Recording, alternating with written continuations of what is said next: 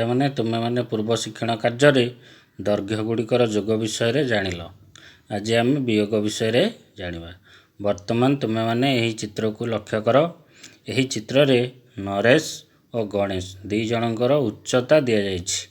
ନରେଶର ଉଚ୍ଚତା 140 ସେଣ୍ଟିମିଟର ଏବଂ ଗଣେଶର ଉଚ୍ଚତା 115 ସେଣ୍ଟିମିଟର ଦିଆଯାଇଛି। ଆଚ୍ଛା, ବର୍ତ୍ତମାନ କହିଲ ଦେଖି ଗଣେଶ ଠାରୁ ନରେଶର ଉଚ୍ଚତା କେତେ ଅଧିକ? ଗଣେଶ ଠାରୁ ନରେଶର ଉଚ୍ଚତା କେତେ ଅଧିକ ଜାଣିବା ପାଇଁ ଆମକୁ କ'ଣ କରିବାକୁ ପଡ଼ିବ?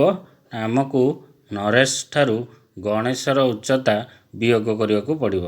ଆଚ୍ଛା, ନରେଶର ଉଚ୍ଚତା କେତେ? 140 ସେଣ୍ଟିମିଟର। ସେହିପରି ଗଣେଶର ଉଚ୍ଚତା କେତେ?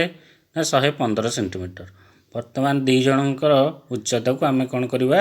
ବିୟୋଗ କରିବା। ବର୍ତ୍ତମାନ ଦେଖ, ଆମେ ପ୍ରଥମେ ବାଁ ପଟୁ ବିୟୋଗ କରିବା। ବାଁ ପଟୁ ବିୟୋଗ କଲାବେଳେ ଦେଖ ଏଠି 0 ଅଛି। 0ରୁ 5 ଯାଇପାରିବ ନାହିଁ। ତେଣୁ ଆମକୁ ତା 10 ଘରୁ ଆମକୁ 1 ଆଣିବାକୁ ପଡ଼ିବ।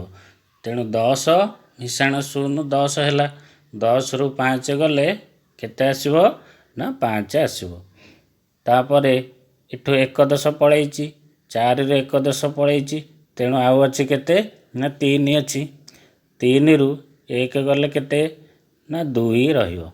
ସେହିପରି ଶତକ ଘରେ 1 ଅଛି ଏବଂ ତଳେ ମଧ୍ୟ 1 ଅଛି। 1ରୁ 1 ହେଲେ 0 ରହିବ। ତେଣୁ ବିୟୋଗ ଫଳ କେତେ ହେଲା? ନା 25। ଦେଖ ପିଲେ, ଏଠି ସେଣ୍ଟିମିଟରରେ ଉଚ୍ଚତା ଟିକେ ଦିଆଯାଇଛି। ତେଣୁ ତଳେ ମଧ୍ୟ ସେଣ୍ଟିମିଟର ଆସିବ। ତେଣୁ ଗଣେଶ ଠାରୁ ନରେଶର ଉଚ୍ଚତା 25 ସେଣ୍ଟିମିଟର ଅଧିକ। ପିଲାମାନେ ଆସ ଆଉ ଏକ ଉଦାହରଣ ଦେଖିବା। 67 ମିଟରକୁ 53 ମିଟରରେ ବିୟୋଗ କରିବା।